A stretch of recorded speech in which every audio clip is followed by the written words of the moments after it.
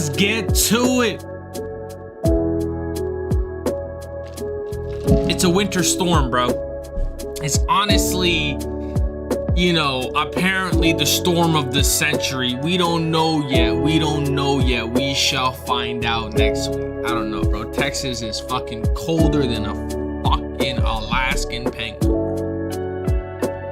Texas is cold as fuck. It's beyond imaginable for Texas. Apparently New York is colder than Alaska. I'm seeing reports of shit that don't even make sense. How is New York colder than Alaska? What are you talking about? What on earth is happening? Is this global warming that Greta Thunberg talked about, that stupid little hoe? I don't know, chat. But look, it is a fucking blizzard outside. Like, it is a blizzard, like a ghetto Texas blizzard. That's what's going on outside, bro. It's like 2 to 3 inches of fucking snow. Locked in the house. You know, I went out yesterday. I was drifting trying to go get some fucking ice cream and some snacks. 'Cause I'm not gonna lie, bro, that's a good part of storm sitting is the snacks. It's, bro, I should have kept popcorn. I should have brought like Nutella. I didn't prepare. I was like, oh, maybe I should just have some food and like some, you know, like stuff that will feed me and nourish me, but not nourish the soul. Because when you eat Oreos, when you're fucking munching down a pint of ice cream, just chugging sodas, that is nourishing your soul. But like, you know, eating chicken, eating all the like protein, you know, filled stuff, that's like nourishing your body. But like eating Nutella, eating goddamn pizza with pineapples and chicken, I know some of y'all are fucking haters, bro. They don't like pineapples on pizza. But listen, bro, don't knock it till you try it, bro. I'm telling you, it is a vibe. I don't know. That's just me, though. I don't know. I feel like I came to America, and that's what America is about. Having pineapples on your pizza. That is what America is really about. That is the freedom of America, bro. And the thing is, the one time, you know, yesterday or twice I went out just to kind of look around for some stuff. I just want to see how it is. Obviously, it's a state of emergency. You got to be careful on the roads, but I wanted to, you know, document how it is. You know, obviously I didn't take, you know, streaming setup out there, but I was just looking at like how fucking fear-mongering a lot of our news channels were like, bro, this is the storm of the century. Hey, be careful.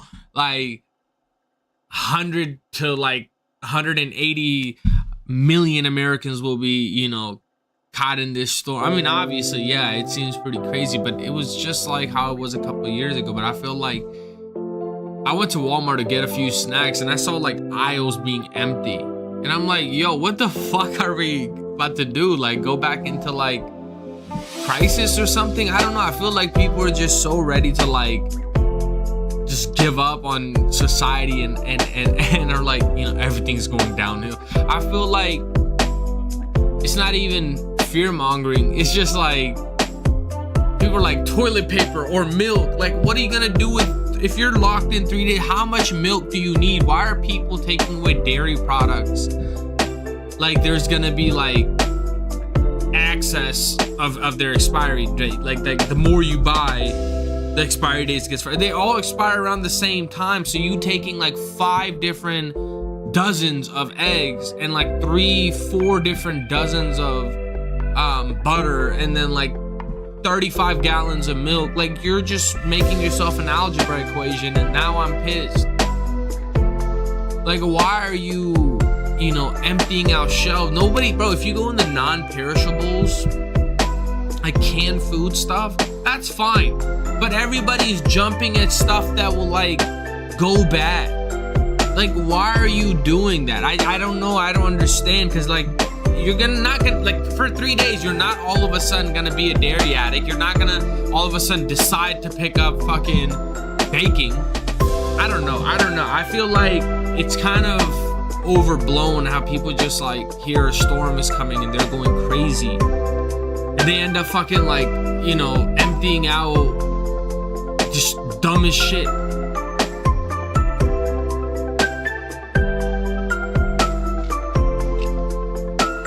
but we should be emptying out our liquor stores, because that's the only way you will get through a fucking winter storm, a thunderstorm, any kind of storm. Get you a cold one, and you're gonna make it through just sliding by, just greasing along. You know, nobody's gonna be doing nothing but just chilling and having a good time. Cold open a new one every day, and I think you're gonna have a good time. You're just gonna have board games and just fucking excitement. But right now, bro, like, I will say, I'm just looking outside, and it don't even look fun to go outside because it's cold as hell. But I do see people, you know, sliding around on sleds and doing all the fun stuff, and I'm like, that looks pretty fun, I'm not gonna lie. But I don't know, I'm not a cold person. Like, I don't like to be in the cold. I'd rather be in the hot summer. I'd rather sweat than be freezing. I don't know, that's just me though. But sleds are fun. I went out, like, kind of just slid around on the fucking front yard.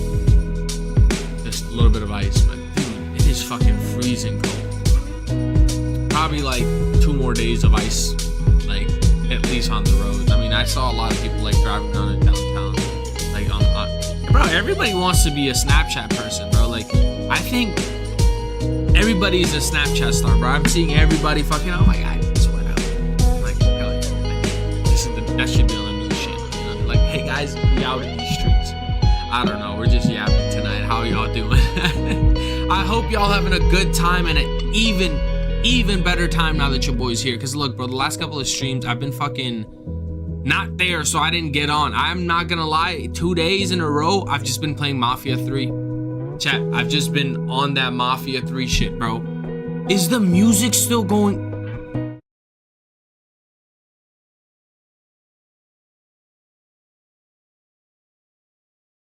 I thought I hit pause. Fuck. My frozen brain cells are not working, bro. This fucking cold attacking my pen cells. Fuck. Okay. All right. Back to it. It's only been 10 minutes. It's all good. But guys, I think we need to get to the bottom of this. We need to get to the bottom of reaction time, because I need to get into Counter-Strike. I need to get back into Counter-Strike. I have to let it update real quick. But before then, let me see if there's any YouTube videos. Because, bro, right now, I see Sneeko is going through the fucking mud. He's going through the fucking mud because they played some crazy song. Hey, look. All over a song is crazy. And then, of course, you know, Mr. Tater Tot himself, the King Tater Tot, Andrew Tate folded on the boy. Like, it's kind of sad to see, bro, a lot of people snaking out Sneeko. R.I.P. Sneeko, bro. He's like getting wrecked. But look, I'm gonna let CSGO update in the meantime, because it is quite late in the night, and this is the time to play Counter-Strike to the fullest, bro. This is the fun times. Let me see, what else we got?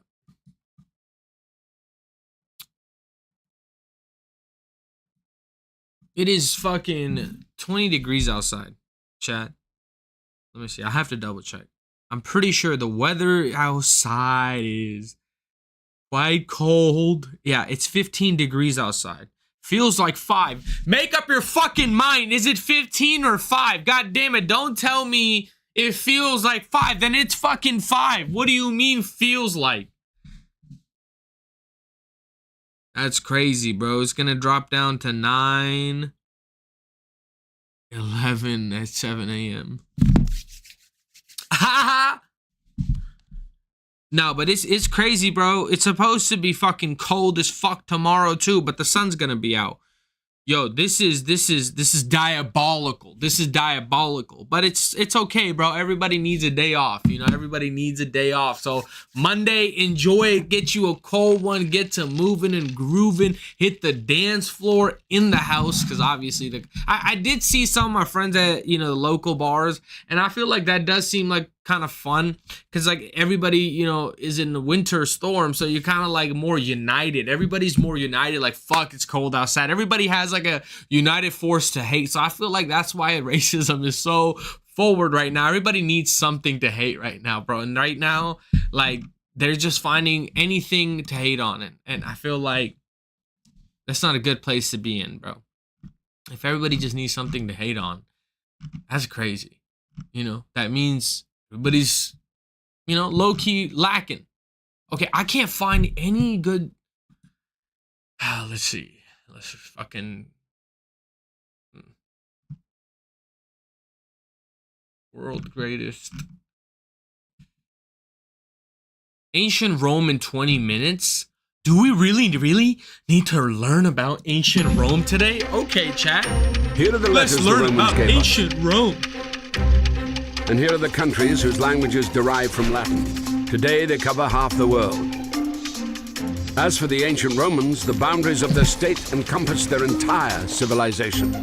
The Roman peace, or Pax Romana, serves as the first example of globalization. Let's take a walk across 12 centuries of the Roman history. And yes, those numerals are also a Roman legacy. Roman numerals? Oh, wow. Oh my God, who could have known? Hello? What is Rome? A city on 7 hills, capital of Italy. But that is today. And 2,000 years ago, there it is. Another 1,000 years ago, there. A tiny tribal settlement of the Latins by the river Tiber. How did this manage to conquer the world? First, it was lucky Big, with the... muscly men. No, Diddy. Yeah, and honestly, bro, they had like the greatest soldiers. If you weren't a good enough soldier, they were fucking double kicking you off the fucking mountain, bro. They're not taking away some lame ass fucking soldier. They need you brolic as fuck. its neighbors. To the north, the Etruscans of modern Tuscany, a mysterious people whose language has never been fully deciphered. To the south, Greek colonies. These peoples all traded with each other. It was at the crossroads of their trade routes that Rome appeared. From the very start, Rome has been an open city, a safe haven for outcasts, murderers, runaway slaves. Rome offered migrants a unique opportunity to become fully fledged citizens. This will make Rome the largest metropolitan city of the ancient world.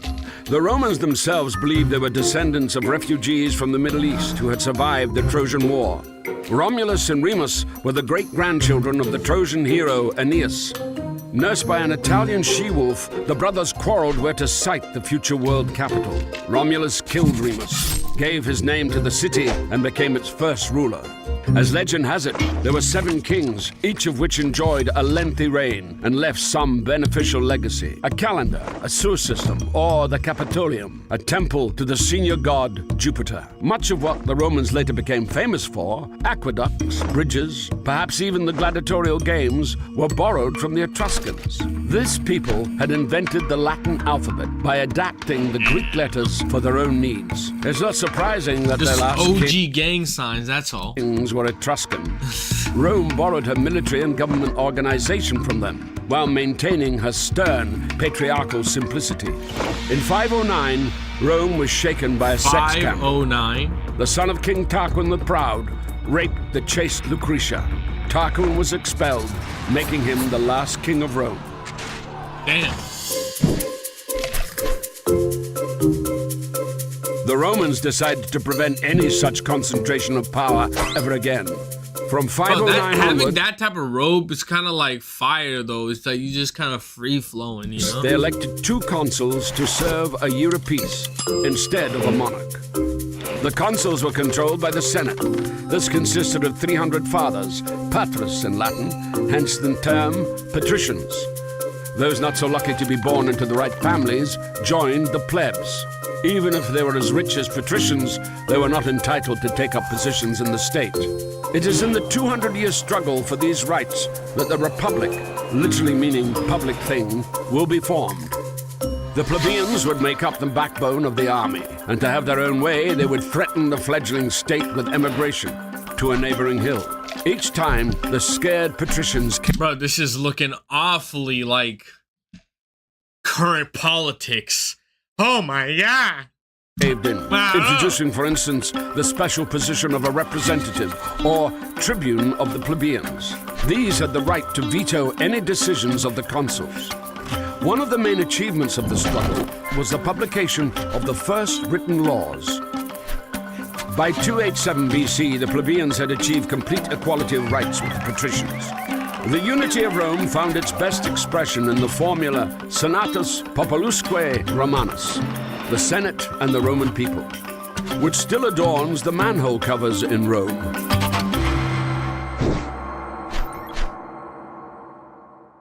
In 390 BC, the history of Rome could have come to an end. The city was unexpectedly taken by the Gauls. The guard dogs had sensed no danger, for which they would be crucified every year since.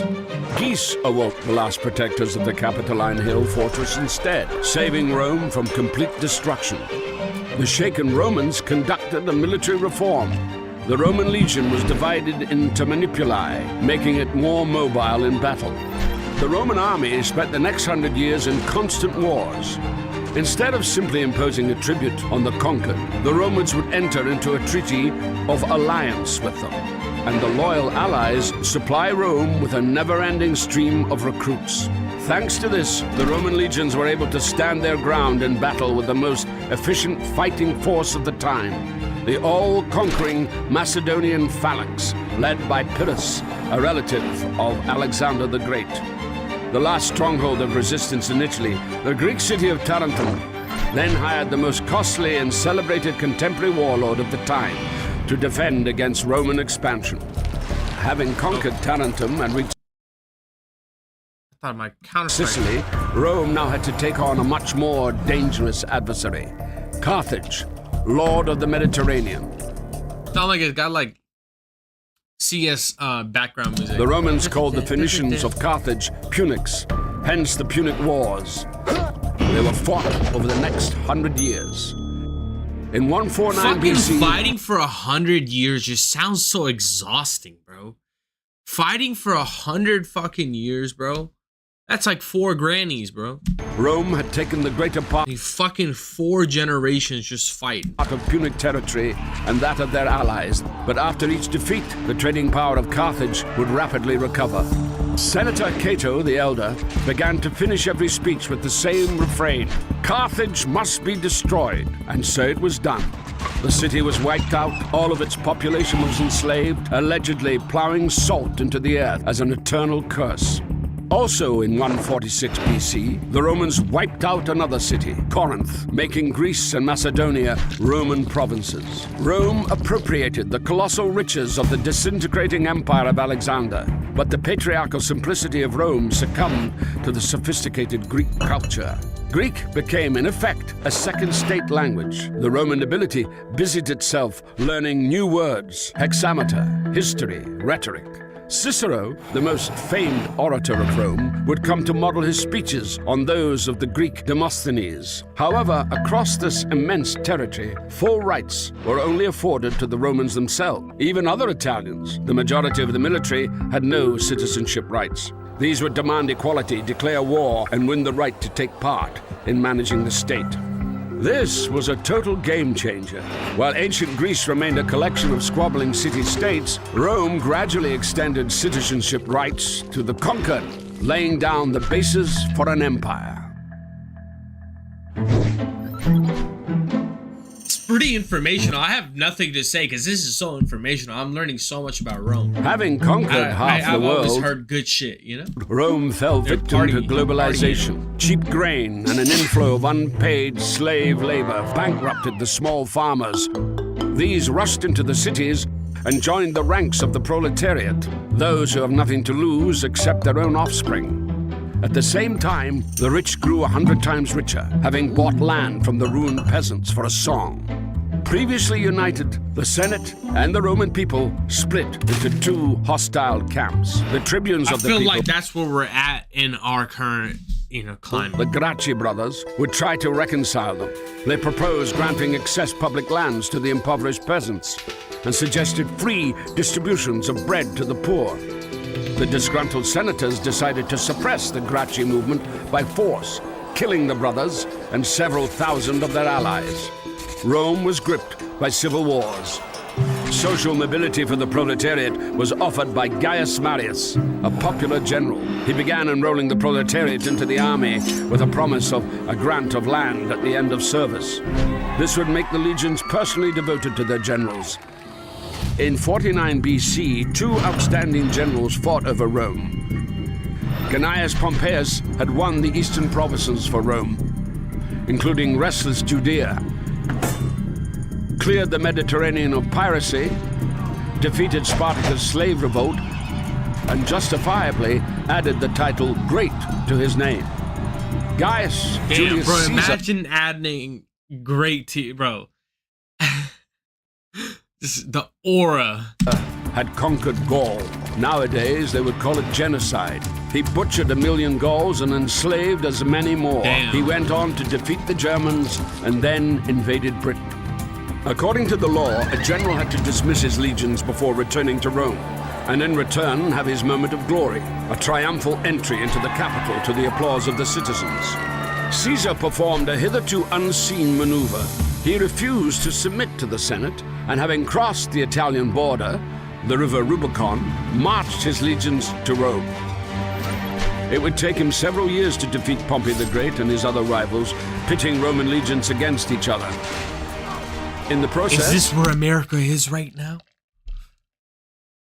Trump versus Joe Biden? I'm playing. Caesar annexed new territories and gave Cleopatra the Egyptian throne. After a romantic cruise along the Nile, Hillary Clinton becomes friend. she would give birth to Caesarion, or Little Caesar. On his return, Caesar would add Imperator, or Emperor, to his name, title originally meaning victorious commander, and gain control of all political positions: consul, tribune of the people, and dictator.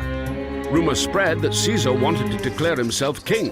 Conspiracy was brewing in the Senate, and Caesar was assassinated. Caesar left his wealth, quite unexpectedly for all concerned, to his grandnephew, 19-year-old Gaius Octavius. This Octavian immediately joined in the power struggle. In 31 BC, he defeated his last rival, the warlord Mark Antony, who likewise had an affair with Cleopatra. The lovers would take their own lives. Octavian was left sole ruler of a vast territory. Julius Caesar ruled for 4 years. Octavian, assuming the title Augustus, meaning the Venerable or the Great, ruled for an endless 43 years. Damn! He plugged them in, bro. Formally abolish the Republic, he simply took control of all possible positions, making his power almost absolute. But he modestly called himself Princeps, the first senator. And even though skirmishes with barbarians continued along the borders, inside them, the period of Pax Romana... Is this Trump and Trump's son?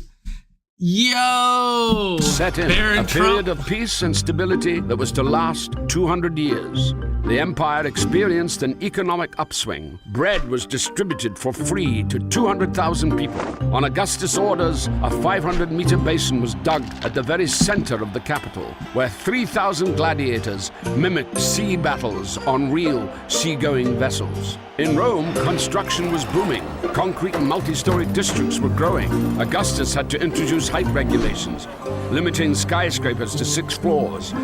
And still the citizens were unhappy. They complained about traffic jams, pollution of the waters of the Tiber, and high rents. The golden century of poetry dawned. Maecenas, a quasi-minister of culture, allocated special grants to praise the value... Yeah, bro, that's what comedy is right now, bro. History sometimes just doesn't repeat itself. It rhymes. Of the state. Damn, bro, that was Temples awfully would be deep. built in the honor of Augustus, and even a month was named after him. Thus, the cult of the Roman emperors was emerging. They would come to be venerated alongside Mars and Jupiter. After Augustus' power became hereditary, the senatorial opposition has left us vivid portraits of the first emperors. Suspicious Tiberius unleashed terror under the pretext of the law on treason. Under this law, any action could be deemed offensive. It was enough not to sufficiently praise the emperor or pay at a brothel with coins bearing his portrait. In distant Judea, a preacher refusing to worship the emperor as God was crucified. Caligula wanted to make his horse a consul. A scholar and gourmet, Claudius, was too occupied with feasting and the reforming of the alphabet to keep an eye on court intrigue. One of his wives, Messalina, was giving women of easy virtue a run for their money in the brothels, and the other, Agrippina, poisoned Claudius with mushrooms to enthrone her son from another marriage, Nero. Nero, believing that he was a born actor, not an emperor, would later kill his own mother, and then allegedly the apostles Peter and Paul. Then he again, allegedly, set fire to Rome so as to read the verses on the fall of Troy during the blaze. He would accuse the first Christians of arson and initiated their persecution. And finally, he took his own life. Most details of this era are known from Tacitus, a historian and senator who observed the degradation of republican institutions. Fate of the empire was now decided not so much by the Senate as by the Praetorian Guards, the emperor's personal security force, created back in the times of Augustus. These suffocated Tiberius with a cushion, slayed Caligula by the sword, and hailed Claudius emperor. In all fairness, at the same time, the empire grew, expanding into new territories. Roman legions conquered part of Britain, where they founded a town called Londinium. Provinces were given a transparent taxation system, and the non-Roman nobility began to enter the Senate en masse. A grandchild of an Italian peasant, Vespasian Flavius would become the founder of the next dynasty. Vespasian and Titus, suppressing the uprising in Judea, committed genocide, again according to modern day, all not leaders Roman standards, fucking have and reduced the genocide Temple of Jerusalem to nothing but the Wailing Wall. On a lighter note, Vespasian had a jolly good Roman predisposition. He taxed the collectors of urine at the public toilets. And Titus, the destroyer of Jerusalem, would nevertheless obtain the title of Merciful. After a splendid triumph, he opened the Colosseum for the people. Titus would be called the love and consolation of humankind. And after such festivities had depleted the public treasury, Vesuvius destroyed Pompeii, plague devastated half Italy, and Titus became a god.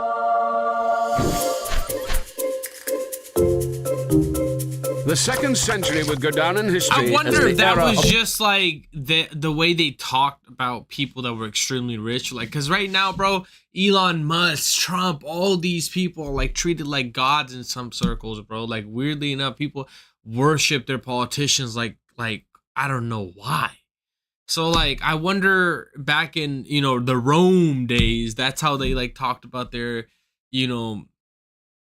politicians the same way. They were like, oh my god, like it's some famous actor or somebody. They're like, treated like God. Good emperors. Trajan was considered by his contemporaries the best emperor ever. Rome became a million-strong city, and the empire reached its largest extent. Rome connected her new territories via a network of paved roads. This system still determines the transport map of Europe. After Trajan's conquest, Hadrian busied himself with defense, erecting massive fortifications in Britain and between the Rhine and the Danube. Pantheon was built in Rome, the first temple to be topped by a massive dome, a real architectural sensation of the day, dedicated to all the gods. Hadrian would also include his lover among them, the young Antinius. More of his images have survived than of any Roman. The last good emperor, the throned philosopher, Marcus Aurelius, would spend most of his reign on military expeditions. In between battles, he wrote his manifesto for Stoic philosophy, Meditations. I got that, chat. I just haven't read it. It was under Marcus Aurelius' son, Commodus, that the Pax Romana, the Roman peace, came to an end. He preferred a gladiator's glory to the affairs of state. Conspirators had the emperor strangled by a fellow fighter, the slave Narcissus. Rome sank into chaos. The next 100 years brought a sequence of random emperors proclaimed by the army. Taking their turn on the throne were a liberated slave, a fortune seeker who bought the throne at an auction, General Punic descent who would place statues of the former enemy, Hannibal all over the empire, a Syrian priest of the sun, and a former shepherd who owed his popularity to his powerful physique. Damn, bro, that's where Pakistan is right now, low-key. They're like the army's running the fucking state and taking the money. In 212, Emperor Caracalla, half North African, half Syrian, granted Roman citizenship to nearly all free subjects of the empire. The idea that you could be a Roman in Judea, in Africa, or any other corner of the empire at all might well be the main legacy of Rome still in use today. By mid-century, Rome was already in the midst of such a crisis that the whole provinces were starting to split off. The Gauls, for instance, proclaimed an empire of their own. Order would be restored by the son of a liberated slave, Diocletian. Having started his career as a soldier, he would end up an absolute monarch, an astonishing example of social mobility. Diocletian split the empire into four, with four co-rulers at four capitals, situated closer to the frontier. Rome lost its significance. The Senate became a town council. The country was now ruled by an army of officials personally reporting to the emperor. Thus, the ancient world, centered around the concept of a free community and free citizens, came to an end. I mean, bro, this is like looking awfully like how our politics is now. Princeps, the first senator, the emperor, had become the dominus, a title by which slaves addressed their masters. The citizen became a subject, the warrior turned into a soldier, and the farmer a semi-serf. Diocletian himself resigned from the post of emperor 20 years later and went off to his estate to grow cabbages. I mean, bro, that's like kind of peaceful, bro. Get your bag and go. I think when you stick around too long, it's just, unfortunately, you get killed or die, doing what you're doing. But, bro, just get your bag, go get you a farm, and just disappear. After Diocletian's departure, the co-rulers were fighting for power. Constantine, the future Saint Constantine the Great, emerging victorious. Before the crucial battle for Rome, he allegedly had a vision of a cross. After this, he made all religions equal. After 300 years of persecutions, the Christians came out of the catacombs and were now entitled to build churches alongside the temples of Augustus and Mars. Constantine would take the cross from Jerusalem to the new capital of the Roman Empire, Constantinople. Theodosius I would make Christianity the official religion and begin to destroy the ancient temples. He would also be the last emperor of a united Roman Empire. His sons split the empire into west and east. The eastern half would live another 1,000 years and is known to us as Byzantium. The western part would fall victim to the great migration of peoples. Rome, founded by migrants, would fall to the onslaught of a new wave of refugees. Ironically, the last ruler of Rome would be called Romulus. Damn, bro. The last ruler. That must suck. In modern Rome, not far from the Colosseum and the ruins of the Forum, there is a tomb. Its occupant was neither emperor nor senator, but a simple baker called Ulysses. Likely born a slave into a family of Greek migrants, he later entered into a bread supply contract with the capital and became so rich that he could build such a monument for himself and his wife. Before Rome, in ancient Egypt and elsewhere, or after Rome, during the Middle Ages, a man in the fucking afterlife, he's bald. Would die in the same station in life as he had been born in. The life and career of Ulysses is an answer to the question of how Rome was able to create a global state that lasted over 1,000 years. Damn, bro, that's deep. That's deep. Do you like how... Hey, W video. That was 12 million views in 8 years, bro. That's crazy. That's status. That's fucking status. But tonight, Chad, we're gonna get back to the OG days. We're gonna get back to something where we, have been lacking. Low-key, like, getting our, bag in. I have too many maps selected, actually. But fuck it. We're gonna keep running.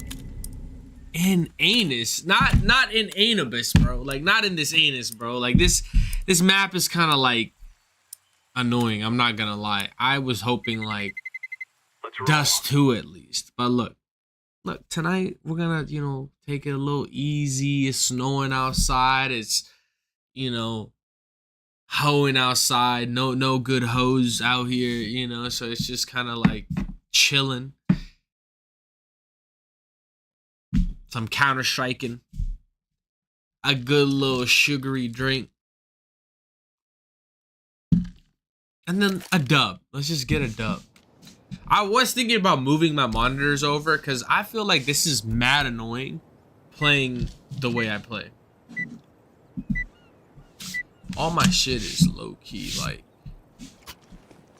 out of place than it was before, but it's okay. I'm not gonna make any excuses. We're gonna get this dub. I haven't played. I'll play mid, bro. Everybody rush mid. Alright, who's about that mid life?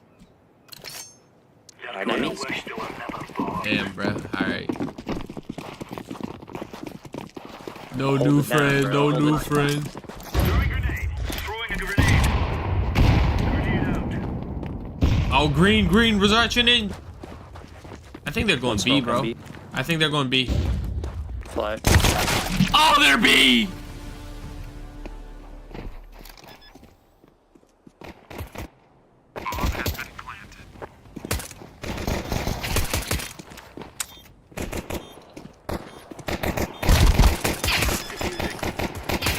Yes, sir. Defuse that bitch. Yes, sir. I mean, I was useless. I was honestly useless. I couldn't do anything. I just got tapped. I just had a good call out. That's all I did. Yeah, I had that fucking call out, bro. Mid the fucking B. Yeah. If I didn't do that, bro, I would have been useless this game.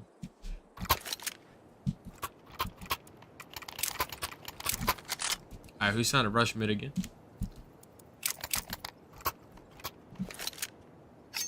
Chat. Putting a gift mid. Alright, bet I'm P90's as good as a Negev, bro.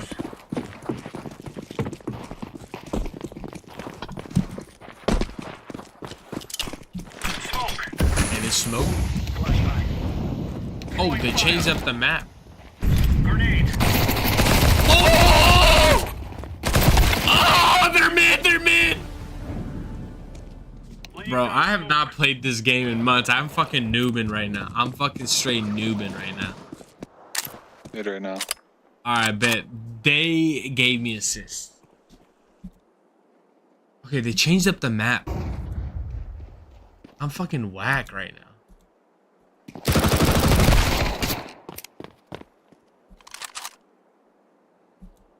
Bomb has been planted. On site.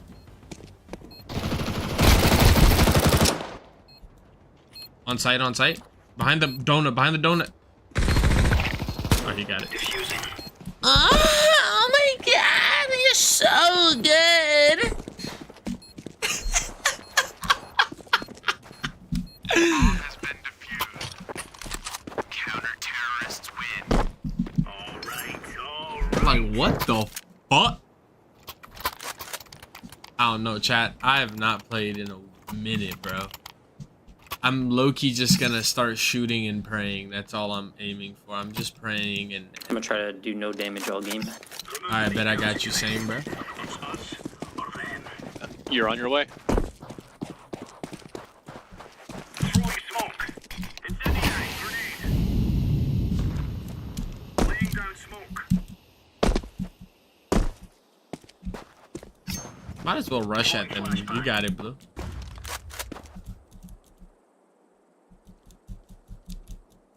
That smoke should give you cover, yellow. Be long, be long. Be long. Fire in the hole. Two middle. Be long. Throwing flashbang. Planning B. Bomb has been planted.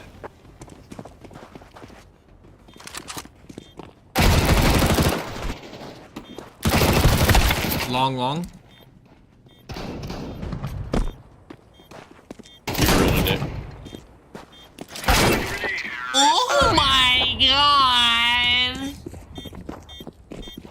Bro, I need to move my monitors, bro. It's like, I need to have them here or something like this. I don't know. I don't know. I'm fucking terrible right now. Everything looks so different. Should we save, bro? Save rush mid. Save rush mid. Go, go, go. MP7 down for someone. Alright, bet I'm coming. I grabbed it. Damn it. Grenade out. Smoke. Alright, go mid. Go mid. We got it. Flashbang.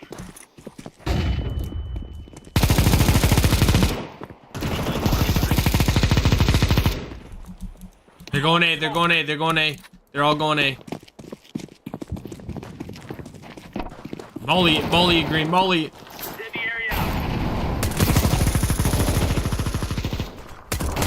A main, A main, A main.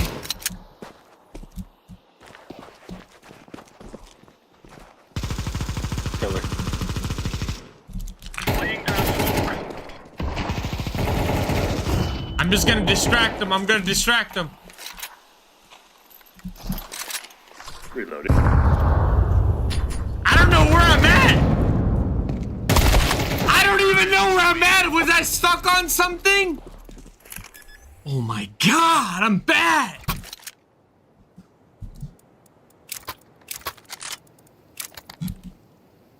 Bro, I can't do anything, bro. Like, I'm nervous, bro. I haven't played this game in months, I feel like, bro. I'm dog shit. Everything feels so different in this game, bro. I didn't realize I was this bad. Throwing flashbang. Grenade out.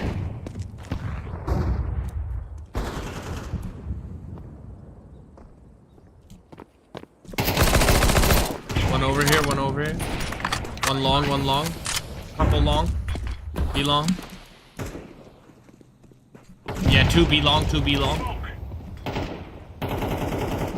Nade it, yellow, nade it. Deploying flashbang. Nade it, yellow. Throwing smoke. Give me that! We got bomb. One more. Last one over here.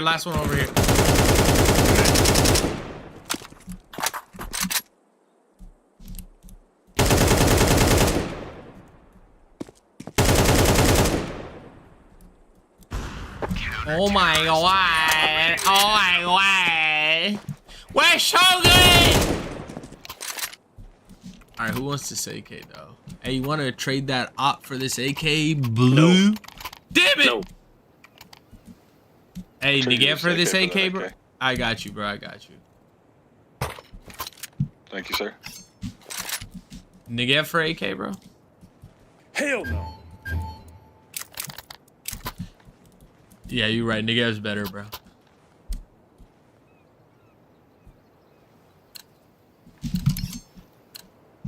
Move.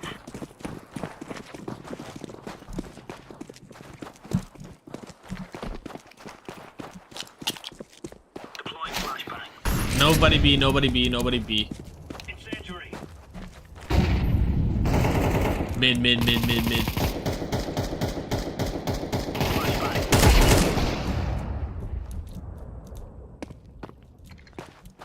Smoke. Oh, wow. That's what a nade. They're going A. We have bomb.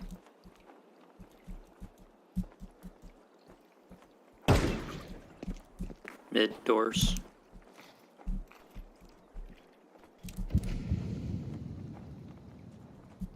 Grenade out.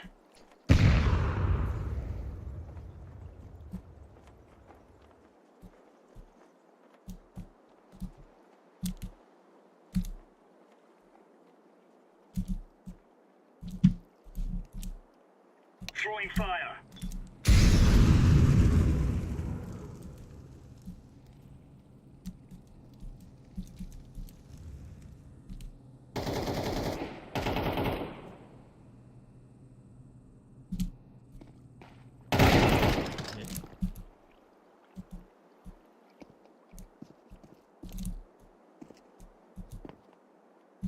Lang is 30. Gotta place 30. Camera. Mid door area. We are playing it sturdy. Into them. Oh yeah.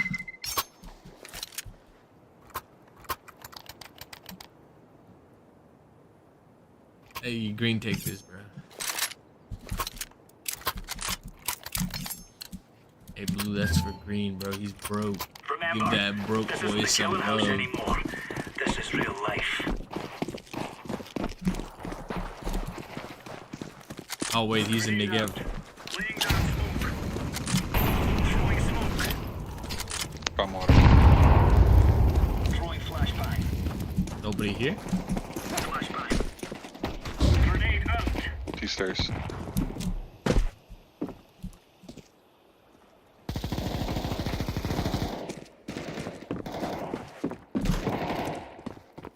We got bomb. We got bomb. Mid. B side mid.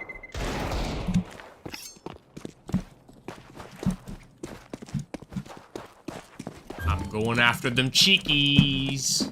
Counter-terrorists win. Easy peasy lemon squeezy. Give me a break. I'm fucking behind, dude. I haven't played this game in so long.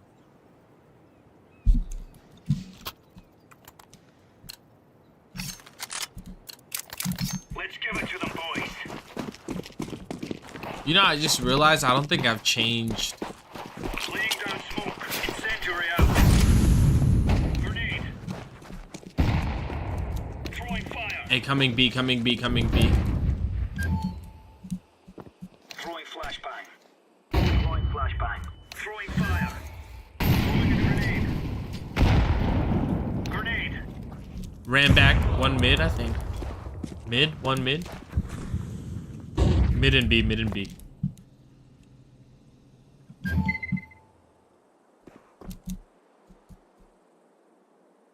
Hey, blue, back up. 2 mid.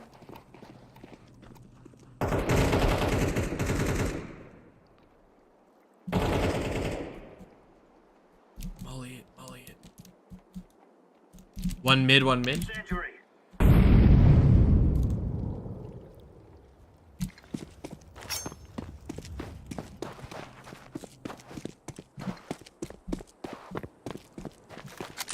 Throwing a grenade. Don't worry about it, baby girl. I got you. Piss out them.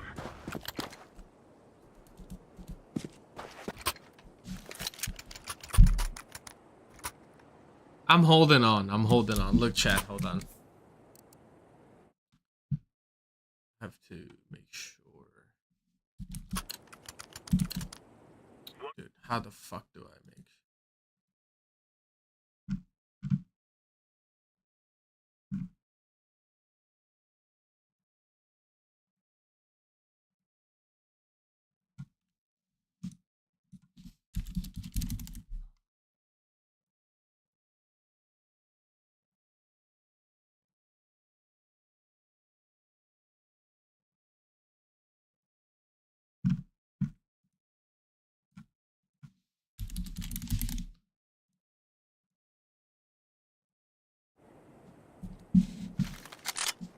Okay.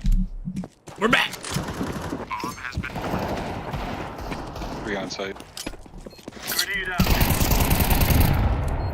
All right, you got it. Oh, watch out! Watch out! Watch out! I got you.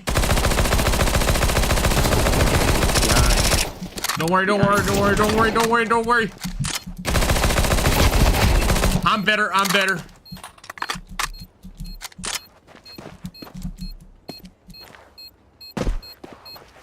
Defusing the bomb.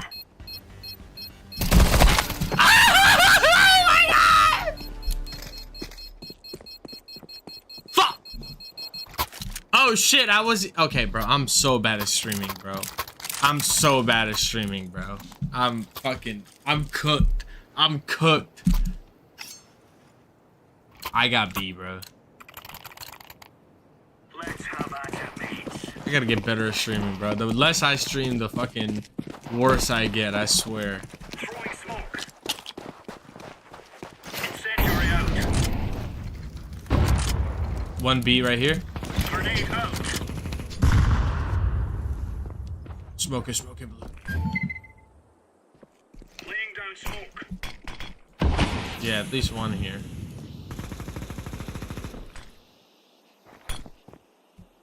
He's pushing. Nade it, he's pushing. Grenade out. He's by boxes. He's by that box. He's by that box.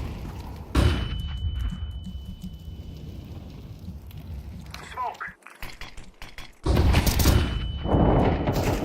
Back up. Playtime, playtime.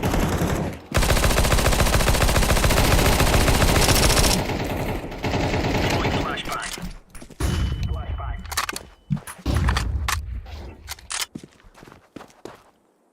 We got bomb. One here, last one here. I'm better. I'm just better. Piece of cake. Go ahead. Say cheese. I don't know what the fuck is happening, bro. I don't know what the fuck we're doing over here, man.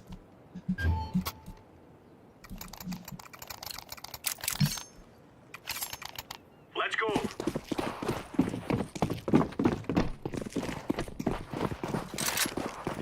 Smoke.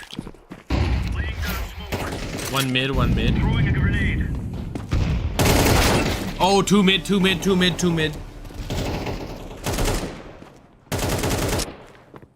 Damn, they're pushing up in that ass, bro. Mid. They're all mid. They're mid.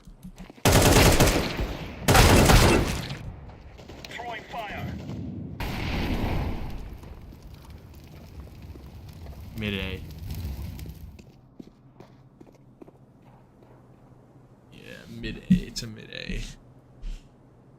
Ah, it's a mid to A. Bomb has been planted.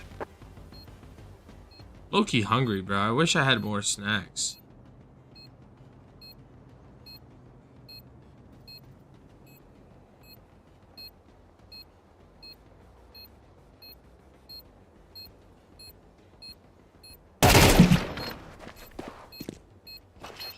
Throwing smoke.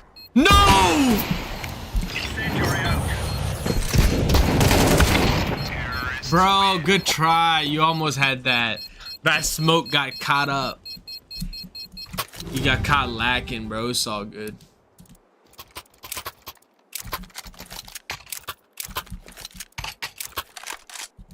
P90's mid. Who's about that life? Not me. Let's go. Smoke. Laying down smoke. Oh my god, I didn't even see that dude. Flashbang. One opera mid.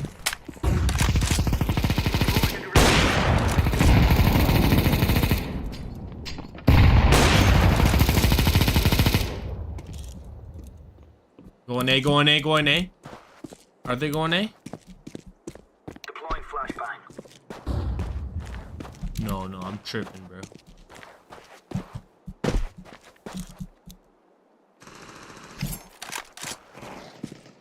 Where?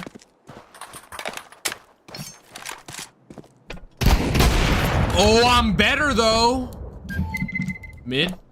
Bombs down middle. You watch over there. I watch over here. Bombs at camera. Green. Oh!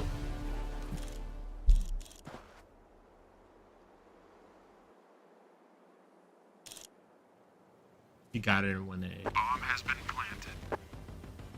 That was on me, bro. I don't know what I was thinking. I should have just checked the corner. Terrorists win. We're close. I mean, I'm not bottom fragging at least. Take care of yourself. Like, I got 10 kills and I'm still dog shit though. Hey, Nate stack mid. Give me the bomb green. Give me the bomb right here, bro. Give it to the big daddy purple. Yeah, are you guys friends, bro? What are friends, man? All right, go mid, go mid, Lonely go mid. gamer.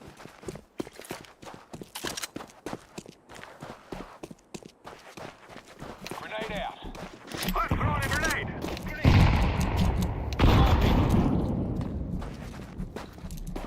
Flashbang out.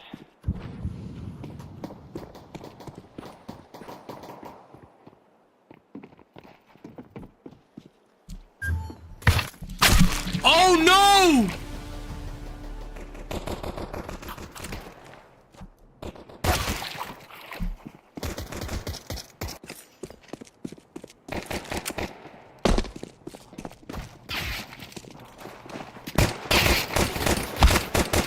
You got this, bro.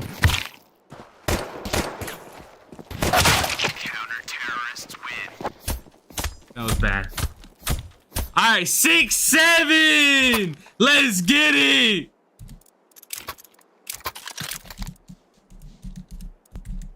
Bro, mid push together, bro. I'm telling you,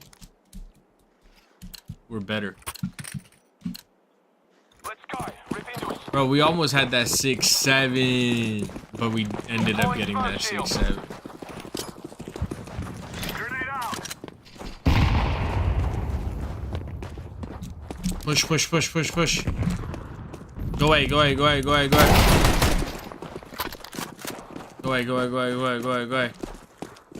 Planning for a main, planning. One A main. Grenade. Got it, don't worry about it. I'm built different. Bomb has been planted. Oh, A main. One more A main. Last one A main. Bro, play time! Oh my god! You a real one! Good shit, bro.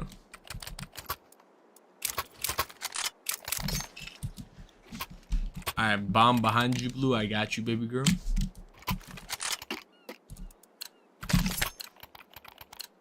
Behind you, baby girl. Let's go, my friend. Alright, fuck it. I guess he'll take it. Let's go B. Throwing smoke. Throwing a Molotov.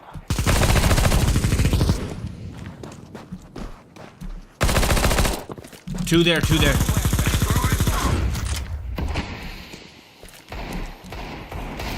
throwing a grenade. Nice shit. Let's get it. Throwing a flashbang.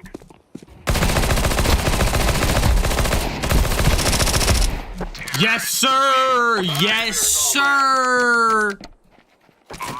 P90 gangy. Yellow behind you. I got you, bro. Bless me with that bomb, bro.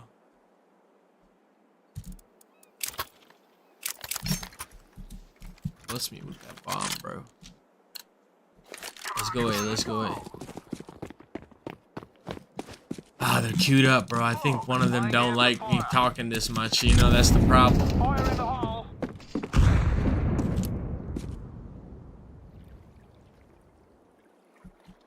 Deploying smoke shield.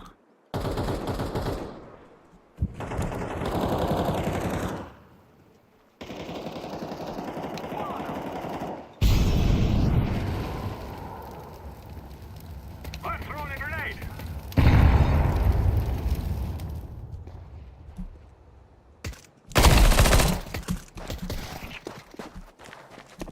Flashbang.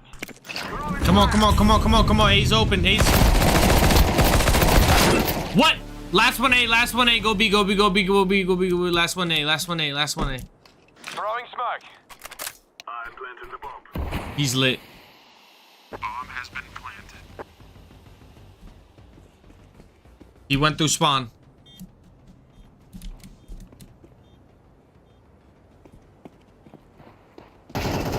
Assist-a-roni.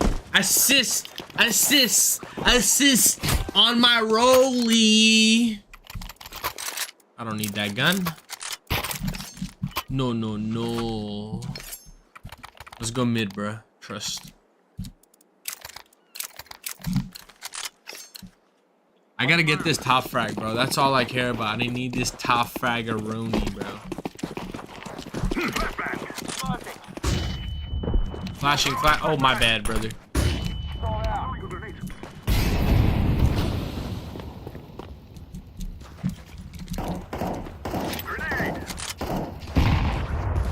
Let's go, eh?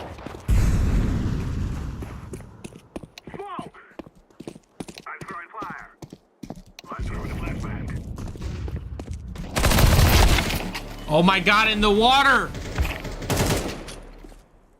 Grenade out. A's open, take the bomb A.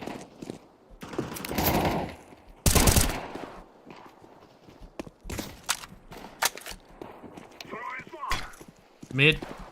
Mid. Mid.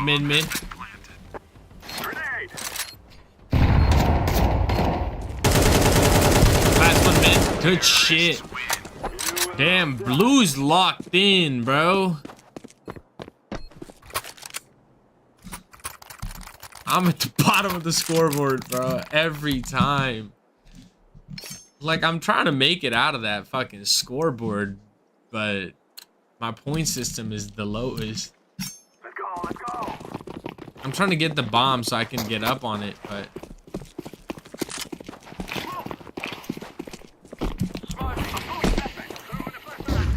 Molotov out. Flashbang. Grenade out. Are we going A? Where are we going? We gotta stick together, brother. Grenade. Come on, Orange, come on.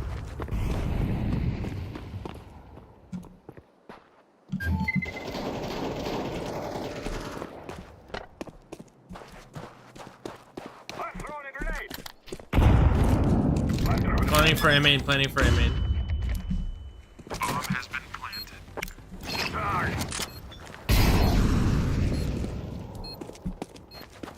Coming A main. He's tagged. Coming in. Grenade. I'm better.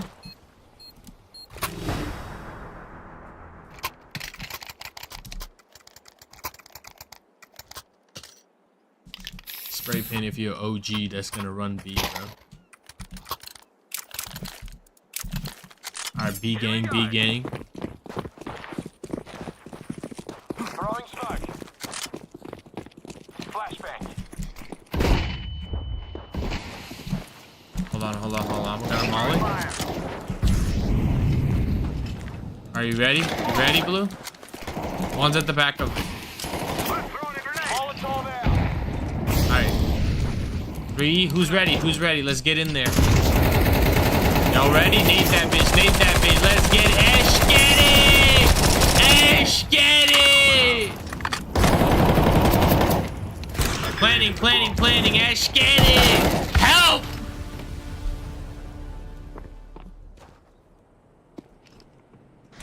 Hey, one's coming from mid, one's coming from spawn. Nice, last one spawn. Good shit, GG, gang. We have done it. I mean, I didn't do horrific.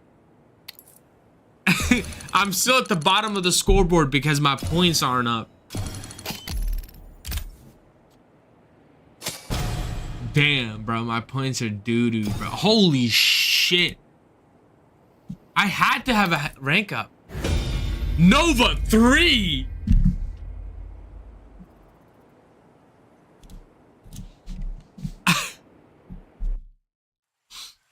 Chat, that was a different game than I expected. I'm not gonna lie, that was a lot of excitement and a lot of, you know, unexpected moves. That's all I could say.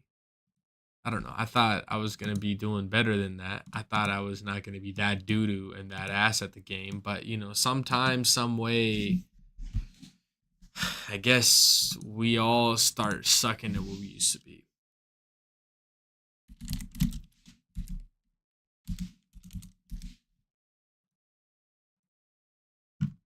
change it back to just chatting.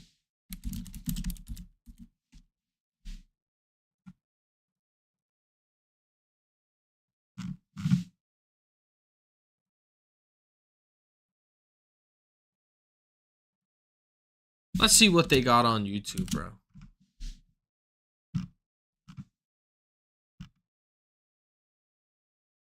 The Odyssey explained the best Greek mythology.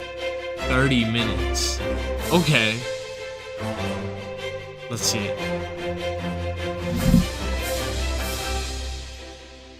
The Life Guide.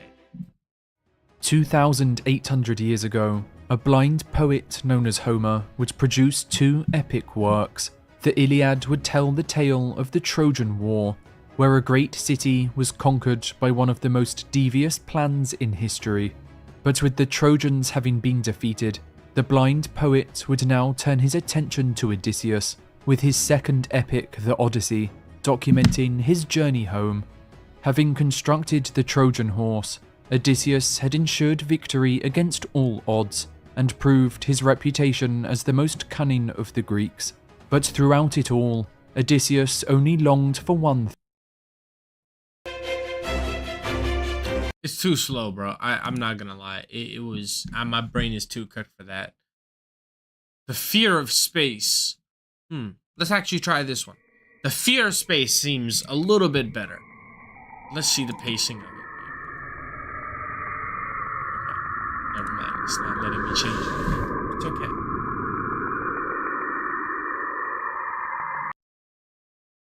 This footage is the first ever recorded footage of the Earth from space. As the image distorts and you're felt straying away from the planet Earth, a certain consternation is felt, almost like you fell into a deep pool of water and you're slowly straying further away from the surface, straying away from what is known, from what isn't nothing. Whilst this footage is nothing spectacular in the world of astronomy, it highlights the feeling of impending terror that space portrays. Its vast emptiness is more than just lonely, it's constricting. It's like Seeing the pure and endlessly utter power- falling forever, bro. That's the scary part. Like, ah, you know, just like in the movies, just size of continuously empty falling. space in our universe is so perplexing that it twists my throat into circles. It's as if Ox. the universe is slapping us in the face saying, your simple body couldn't possibly dare to imagine the sheer size and complexity of my creations. And it would be right, because the truth is, space is horrendously scary. Why is space scary? Ah, my God, It guys, is we're until gonna you find compare out. the planet Earth to others that you realize we have a perfect planet. Jupiter, a gas giant. A planet made of thick, never-ending storms. There is no surface on Jupiter. Its massive scale consists of deep, heavy gas. You cannot land a probe on Jupiter because it will fall into the gas for days until it is burnt and crippled, essentially getting dissected by air. I'm sure the raging red But spot- how do we know that though? If it can't reach the bottom, what if they got some layer in there? Hey, I don't know. storm on Jupiter is nothing new to Let's anyone just get watching. real A storm that has conspiratorial. lasted for at least 4 Because, like, how do we really know that this storm that they have outside is not geologically altered, bro? Because at the end of the day, if we're getting real conspiratorial, let's put on our hat, bro. They're writing your books. They're writing and telling you exactly how to feel, how to breathe. And why do you not think they will manipulate that? I'm just saying. The storm is the greatest storm in the century. How do we know that? Somebody's telling you that. So how do we know Jupiter doesn't have nothing else? Have you been to Jupiter? I haven't. I don't know. They're just shooting probes, and the probe is just maybe never had a bad pilot. I don't know. I'm just putting on a storm that tinfoil hat. itself spans a wider distance don't know than nothing. the Earth itself. Imagine a heavy raging storm bigger than the Earth, all of which is heavy gas ripping anything near it apart. A storm so big that it puts our Earth to shame. Everything that we know, love, see, feel, smell, and think all exists on planet Earth. And the fact that a storm, just a storm, on another giant planet puts our entire existence to shame is embarrassing. Similar patterns can be seen with Saturn and Neptune, the other two gas giants in our solar system. Worlds of nothing but storms and chemical reactions. Storms that can reach up to 1,000 miles per hour. Storms that would tear your muscle fibers off one by one. But the scary thing is, this is just one example of one planetary system. Space is chaos, but there are more than trillions of planets, many more each with their own chaos. The sheer complexity of I feel size like, is bro, do y'all think there are other species or aliens per se out there? Because I definitely feel so, bro. Because like, if there's trillions or millions of other planets, why would there not be? Why would we feel planets in just our so galaxy special? alone makes you think, what other monsters are lurking in the shadows, indulging in heavy sighs and chaos on the daily?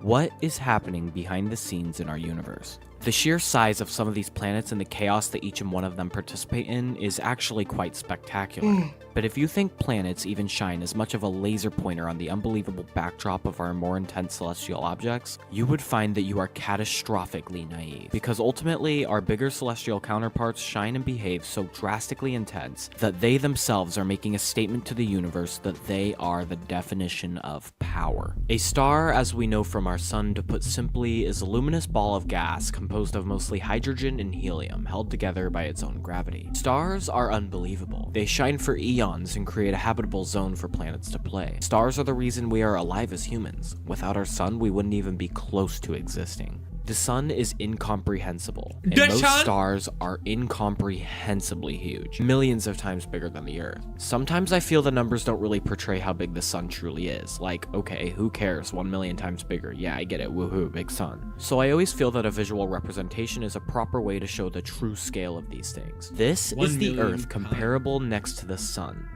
All I felt when seeing this is fear.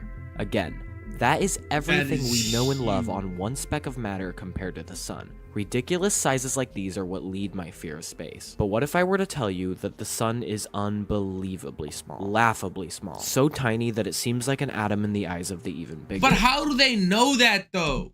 What I'm about to show you is an image that evoked a sense of hopelessness and fear inside my soul. It's an image of the sun compared to one of the biggest known stars in the observable universe. YABOIII. YABOIII. Damn, bro. The pure monstrosity-like sizes of these celestial objects is unfathomable. To see the size of our Earth alone compared to something like the sun and still have the biggest thing in our solar system be dwarfed significantly is a statement once again from the universe that we are nothing.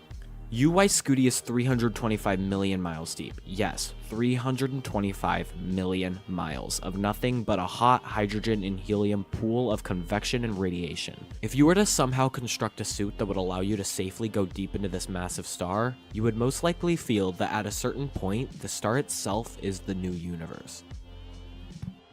What the fuck? How the fuck do The they universe know doesn't this? mess around with size, because even what you just saw, So size does the matter. star is absolutely tiny. If you compare it to things like Ton 618, the biggest black hole, or S5, the quasar, it isn't even a speck of dust. Trying to conceptualize and explain size any further than this is absolutely pointless, as our feeble brains doesn't cannot make give it any the actual sense justice that it theoretically. deserves. For a couple quick mind-wrecking Who's references- taking these pictures? How are we getting these pictures and all this shit? Making me fucking... You can fit our entire solar system all the way out to the orbit of Neptune, which is measured to be roughly 80 astronomical units wide inside of Ton 618 32 times laterally. And for one last quick comparison, Ton 618 is 2,606 astronomical units wide. Now, if we compare that to just 1% of the diameter of a galaxy, you could fit 23,000 Ton 618s laterally inside just 1% of the Milky Way galaxy. And I'm sorry to completely kill your ego, but the Milky Way galaxy is a feeble, useless speck of nothing in comparison to the clusters, which are nothing compared to the superclusters, and so on. But let's step away from size, Who because the it's obvious fuck? that our universe is huge. But on the other hand, it's actually quite breathtakingly beautiful. While we might not understand the scale of it very well, I think everyone can at least acknowledge the beauty of the stars we see in our night sky. Everyone has had at least one experience of looking up at the I'm stars not gonna at night lie, and just hell yeah. admiring them. But the problem doesn't lie in the stars. Ironically, few people dare to realize the strikingly obvious monster that lies right next to them, right in front of our eyes at all times. The void? 2.5 million light years is the space between our Milky Way galaxy and our closest neighboring galaxy, Andromeda. Let's imagine we wanted to travel to Andromeda. It takes light 2.5 million years to travel between our galaxies. That scale is freaky. So are there any pit stops you can take on the way? Nope. Is there anything at all? Nuh-uh. It's all gas and vast open space. Once you leave the Milky Way galaxy, you are met with a dark, cold, vast space of nothing. What for are you 2.5 talking about? 2.35 million Pure years. Dark. What are we talking? What are these this idea of numbers pure we're vast talking about, nothingness bro? scares me so much is because of how our brains work. We cannot handle the thought of essentially nothing, and the vast dark spaces between celestial objects is the closest thing you can get to nothing. I'm not just talking about the spaces between galaxies either. Even the spaces between stars inside the galaxies are so vast that it's incomprehensible. Vastness has a certain taste to it. It's not bitter, it's not sweet at all. It doesn't really taste like anything but fear. It's kind of like the fear of the ocean and the massive unknown drop-off cliffs in the deep sea. However, space is much bigger, and the drop-offs never end. And it's not so much unknown as it is lonely. Because the truth is, space is horrifically lonely. Every single part of it. Just like the sun versus the UI Scooty picture, I want to show you a picture. Picture that perfectly describes what I'm talking about. It's a picture of what is commonly referred to as a super void.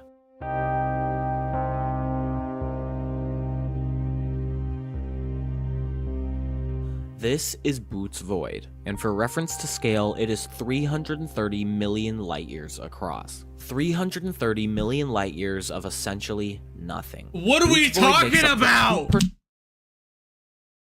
2% of the entire universe. 2% of the universe is a deep, unknown void of nothing. Fear, dismay, and discomfort is all I feel when imagining the center of such things. What is in that void? Why is it so lonely? That vastness is crippling. Everything in space is this vast. There's separated by nothing long there. How do distances you of even nothing. comprehend? Distances that we as humans couldn't possibly dream of crossing. Invisible barriers that laugh in our faces and spit on our spacefaring dreams. And to add to even more of the hopelessness to this already seemingly depressing fact, everything is growing farther apart as we speak. Because the universe is constantly expanding. And as the universe expands, like a balloon, everything in it stretches and becomes farther apart. And at certain points, these voids will grow so big and the universe will expand so far that we won't even be able to reach another galaxy, as it will be moving away too fast for us to catch up. So the only thing we will have is ourselves, surrounded by an infinite and seemingly growing void that advises us to stay where we are. But we may plead and ask for mercy from the universe, but it won't stop, and over the course of billions and trillions of years, the universe will grow, and it will wait.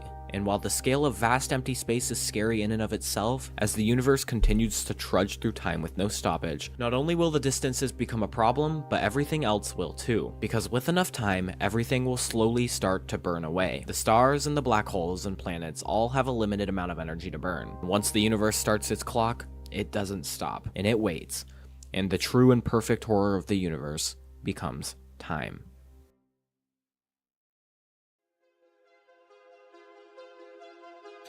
But this is our current understanding, right? So we don't really 13 know. billion This is years the age of our allegedly. universe. In our age, we were luckily born in an era of rampant star growth and intense celestial events. We are observing and participating in the universe's first steps, but unfortunately, it will likely never be this way again. According not? to the heat death, or also called slow death theory, the universe will continue to expand, and as it expands, everything will continue to prosper. Over time, however, and I mean a long time, the raw materials required to make stars and black holes and everything alike will be exhausted out into empty space, into colder and wider areas where it's not possible for hot and dense star formation to occur. Not that we know of yet, bro. This is all allegedly. I will say, I don't know. I'm a tinfoil hat type of person.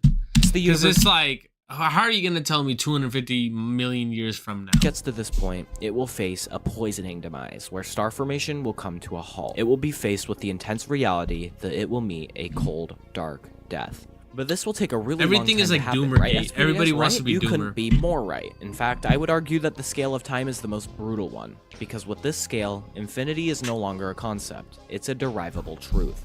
But some objects will meet their demise much faster than others. Consider supergiant stars. You would think the biggest stars would last the longest, right? Well, actually, they live the shortest lives due to their intense gravity and unstable nature. They're likely to explode and go supernova or exhaust their energy at a very fast rate. They could even become black holes through the right conditions. These are likely the first things to say goodbye to. Most things like supergiant stars and most other celestial objects will decay fairly quickly in the grand scheme of things. However, there are 3 celestial objects that will hold on much longer. 3 objects that will face the void head on. So I would like to introduce you to our candidates for eternity. The brave heroes that will valiantly trudge towards the end of the universe. The final objects that will make a stand once all star formation stops. Firstly, we have black holes, the fan favorite. These stubborn balls of theoretically infinite density will be one of the last standing celestial objects ever. Second, we have the underdog white dwarfs. These stars are the remnants of great stars that exhausted most of their energy and just remain as pitiful ancient Bro, it balls. would be so nice to have like a ship just drive around that. Like you would live on forever, bro. Just like, you know, nobody knows your name, but you drive around the whole universe living on a fucking starship. I don't know. That's some fucking that's the next Avenger movie. Gas that emits so somebody little just, energy like, due to their lonely low travels. luminosity and low size. Thirdly, we have black dwarfs, the final product of a fully exhausted dwarf star. A ball of gas that will likely turn into almost solid iron. More on these guys later because they will prove to be very important. According to physicists, it is estimated to take upwards of 100 trillion years into the future for all star formation to stop and all raw space material exhausts into nothing. So let's begin our thought experiment there, when all star formation comes to a halt. Let's start with white dwarfs. According to physicists, white dwarfs can actually burn for trillions of years as well, and the smallest and most low output ones could possibly survive for up to quadrillions of years. But eventually they will die. What are these likely going number supernova or possibly quadrillion? turning into a black dwarf. You probably see where I'm going with these guys. This time scale is unbelievable, but we are just barely scratching off the tip of the iceberg. Because the truth is, I lied. White dwarfs are easily taking last place here, and it's not even close. While they ran a good life, the true race between black holes and black dwarfs begins. Black holes are what I view as endgame objects, because they're so intimidating and so scary for good reason. These ridiculous balls of mystery are so dense and so heavy that having them decay is like telling a kid with ice cream to throw it in the ground. Nearly impossible. But as all things have to, these too will eventually decay. According to Hawking radiation, black holes decay, but just very, very, very slowly. Picture it like this. According to quantum physics, there are 2 particles constantly popping in and out of existence on a normal basis. Antiparticle and a normal particle. I know this sounds crazy, but bear with me. Now, if these particles were to pop in and out of existence right next to a black hole's event horizon, theoretically, one of the particles can get sucked into the black hole whilst the other will perfectly and barely escape. This actually makes the black hole lose an ever so slightly minuscule amount of mass, so tiny that it will never be noticeable for trillions of years. But they do decay, and that's important because infinity doesn't care. As long as they decay at all, they're But who's seen this shit happen though? That's the real question. Is somebody just bullshit? Is all the same. The theoretical amount of time it would take for a black hole to decay under these rules is scary.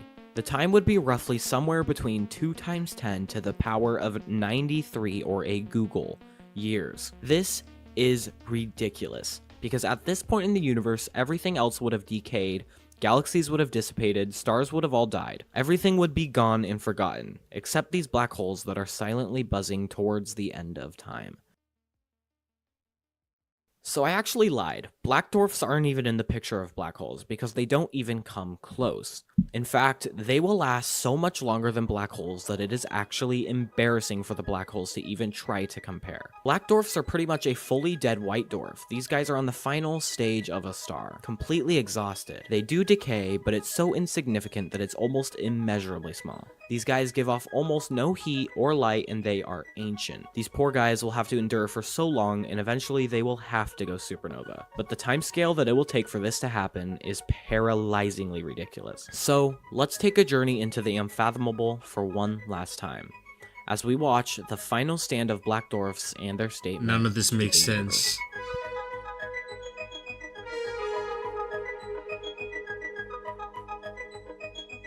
I know this sounds like science fiction, but these stupid It little is. stars will theoretically exist for 10 to the power of 32,000 years once everything else is gone. That is 32,000 zeros.